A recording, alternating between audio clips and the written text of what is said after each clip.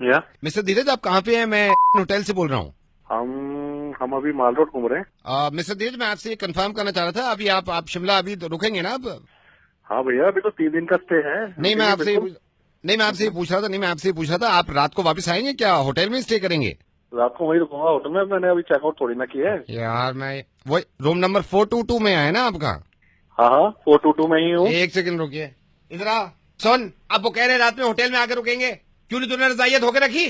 Sorry sir. क्या नहीं, क्या क्या, क्या क्या हो गया? सॉरी? अब मैं उनसे बात करूं, उनसे लड़ूं मैं? हेलो। ये सर हाउस कीपिंग का बंदा है हमारे होटल का। आपके अच्छा। रूम में सुबह सुबह इसने बेडशीट हटाई होंगी, अच्छा। रजाइयां भी हटाई हैं। अब इसने रजाई धोने को डाल दी, अब स्पेयर में कोई रजाई है ही नहीं हमारे पास। क्या करें आप, वो बताएं यार। सर एक दिन के लिए बोल दो, अगर बिना रजाई की हो जाए तो। एक दिन के लिए बोल सर, एक दिन आप बिना रजाई के एक रात आप फैमिली के साथ स्टे कर लेना। मैं इसको कल मैं इसकी क्लास लगाऊंगा। पागल हो गया क्या तुम? क्या घर में मारेगा क्या हमें? नहीं तो सर, एक रात की बात है, सिर्फ एक रात की बात है। ठंड भी तो देख कितनी हो रही है। एक रात की बात है, बिना रजाई के कैसे रुकेंगे? बस सर, यहीं पे आप रुकिएगा प्लीज। क्या नाम है आपका? अरे मेरा नाम तो अपना बाद में बताऊंगा। तू कौन बोल रहा है? मेरा बोलना बहुत जरूरी है, आप सिर्फ सुनिएगा सर। मैं आपको अब क्लियरली बताता हूँ सर। मैं रेडियो मिर्ची से नवेद बोल रहा हूँ। ना मैं आपको परेशान करना चाह रहा था, ना मैं आपका ज्यादा वक्त लेना चाह रहा था। धीरज, आप सिर्फ 1 मिनट के लिए मेरी बात सुनिएगा, और मैं आपके जरिए कुछ हिंदुस्तान को ही नहीं बल्कि पूरी दुनिया को ही बताना चाह रहा हूँ। मैं लोगों को समझाने की कोशिश कर रहा था, तो सोचा कि कैसे समझाऊं। फिर मुझे पता चला कि आप हाल फिलहाल में फिर शिमला में हैं, घूमने गए हुए हैं। शिमला के होटल के अंदर, जो कि रूम टेम्परेचर ज्यादा नहीं होता, वहां भी बिना रजाई के एक रात गुजार नहीं सकते हम। सोचिए जरा, एक रात के लिए अगर सोते हुए हमारे ऊपर से कोई लिहाफ खींच दे या रजाई हटा दे, तो कैसी बेचैनी से रात गुजरेगी। बौखला जाएंगे हम, पागल हो जाएंगे। ये इस कॉल का मकसद ये है कि लोगों को पता चले कि ये हमारे लिए कितना कुछ करते हैं। आज अफसोस की बात यह है कि हनुमंत थप्पा ने दम तोड़ दिया और वो शहीद हो गए। और मैं ये सोच रहा था कि जब हनुमंत थप्पा बर्फ में फंसे हुए थे, जब उनकी सांसें चल रही थी, कुछ तो ख्याल आया होगा उन्हें अपनी बीवी के बारे में, कुछ तो सोच रहे होंगे वो अपने माँ बाप के बारे में। लेकिन उन्होंने तकलीफ उठाई, वो बेचैन रहे सिर्फ आपकी और मेरी वजह से, सिर्फ इस मुल्क की वजह से। मैं सिर्फ ये कहना चाह रहा हूं कि इनकी कुर्बानियों की कद्र करें हम, और इनकी इज्जत करा करें हम, क्योंकि इन्हीं से हैं हम।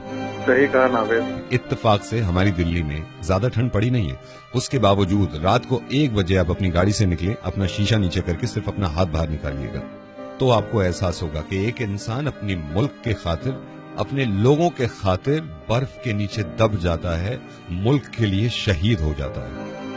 ये सोचिए जरा, आपके बच्चे अगर थोड़ी देर के लिए स्वेटर पहने बिना, जैकेट पहने बिना आंगन में निकल जाएं, कहीं बाहर सड़क पे चले जाएं, तो कितना घबरा जाते हैं हम, फौरन चिपटा लेते हैं कि ठंड है। जब तक हनुमंत थप्पा 6 दिन तक नहीं मिले थे, क्या गुजर रही होगी इनकी माँ पे, क्योंकि उनको मालूम था कि वो बर्फ में। और प्लीज, ये मेरी आपसे गुजारिश है, मैं इस तरह कहता नहीं हूं, कि इस मैसेज को आप दूसरों तक जरूर पहुंचाइएगा।